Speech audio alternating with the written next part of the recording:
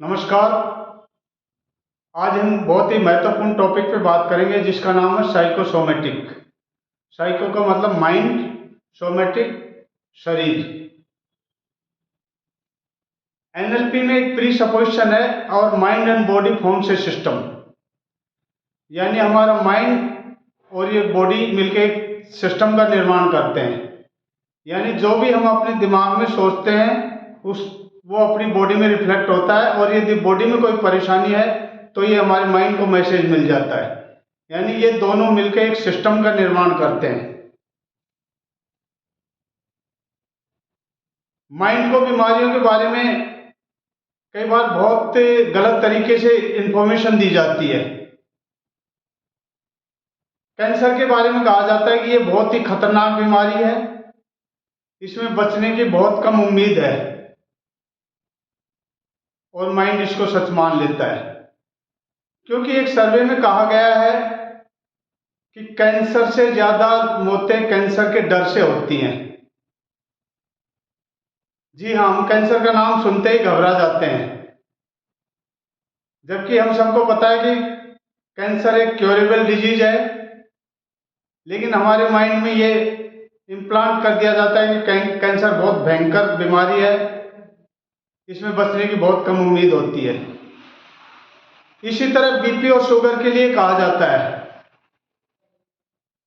कि 50 साल के बाद ये बीमारी आम है, और जिसको एक बार बीपी शुगर हो गई उसको पूरी जिंदगी दवाई खानी पड़ती है। कितनी गलत धारणा दी गई है। क्योंकि जैसे हमें पता लगता है हमें शुगर, हम स्ट्रेस में आ जाते हैं कि अब मुझे जिंदगी भर दवाई खानी पड़ेगी।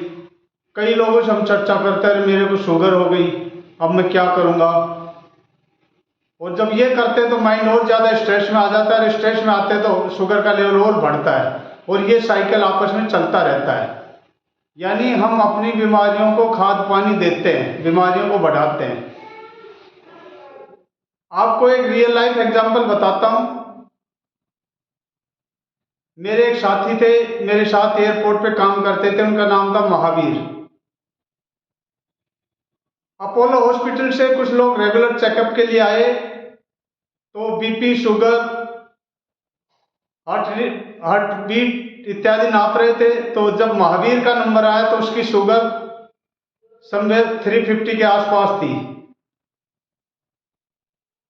तो जो लोग शुगर नाप रहे थे वो बोले, अरे आपको तो बहुत ज्यादा शुगर है, आप क्या कर रहे हो शुगर के लिए।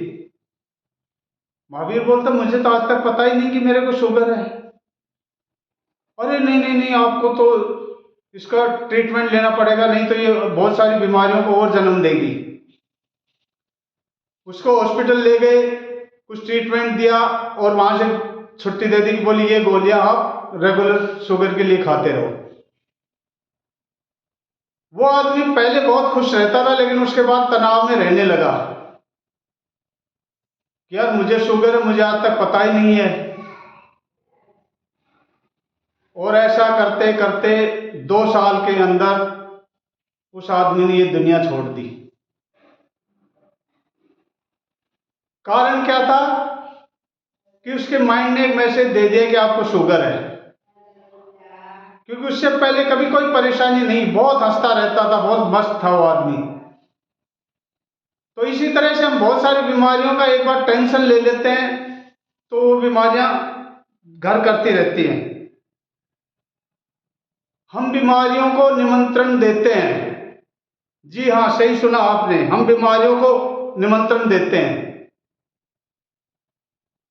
जैसे हम लोगों से सुनते रहते हैं या अपने डॉक्टर से कि 50 की उम्र के बाद बीपी शुगर होना एक नॉर्मल सी चीज है, हार्ट की बीमारियां होना साधारण सी बात है। और यदि इसी दौरान हमारे किसी साथी को हार्ट अटैक हो जाता है तो हम अपने आप को कंपेयर करने लग जाते हैं, वो तो मेरी उम्र का था, उसका रहन सहन भी मेरे जैसा था, तब हो सकता मुझे भी हार्ट अटैक हो जाए। और आपके माइंड की एक फितरत है, इसको रियलिटी में और इमेजिनरी चीजों में फर्क पता नहीं लगता है। जब हम बोलते कहीं मुझे हार्ट अटैक नहीं हो जाए, तो नई शब्द को नहीं पहचानता, वो सिर्फ विजुअल्स को पहचानता, हार्ट अटैक की कैसी डिजीज होती है। और धीरे धीरे आपका सबकॉन्शियस माइंड वो कंडीशन पैदा कर देता है जिससे आपको हार्ट अटैक होने की संभावना हो जाती है। यानी हम सोच सोच के बीमारियों को बढ़ा लेते हैं। तो इसका वाइस वर्सा भी उतना ही सही है। यदि हम सोचने लग जाएं ये तो आम बीमारी है, चलो मैं कुछ ट्रीटमेंट लूंगा, कुछ सकारात्मक सोच से इसको ठीक कर लूंगा, यदि इस तरह की सोच रखें तो वो बीमारी आपकी ठीक हो जाएगी। लेकिन हम सकारात्मक सोच ही नहीं पाते, बीमारी आते ही हम घबरा जाते हैं। आपकी डाइट से भी ज्यादा आपके विचार आपको बीमार करते हैं। डाइट का खाया तो हो सकता है कुछ दिन में आप रिकवर कर लेते हो, लेकिन एक बार मानसिक रूप से आप बीमार हो गए, आपके दिमाग में नेगेटिव विचार घर कर गए, तो उसका इलाज संभव नहीं है। कई बार जिंदगी में हमें किसी से झगड़ा हो जाता है, कुछ भला बुरा कह दिया उसने, तो उसको हम जिंदगी भर कैली करते हैं, उस आदमी ने मेरे को ऐसे क्यों कह दिया। या हमारे साथ कोई ट्रॉमा होता है, कहीं सदमा लगा होता है, उसको जिंदगी भर रिफ्लेक्ट करते रहते हैं। इससे धीरे धीरे टेंशन आता है और टेंशन बीमारियों के रूप में हमारी बॉडी में रिफ्लेक्ट होता है। कभी हमें पेट दर्द होता है, कभी घुटने दर्द होते हैं,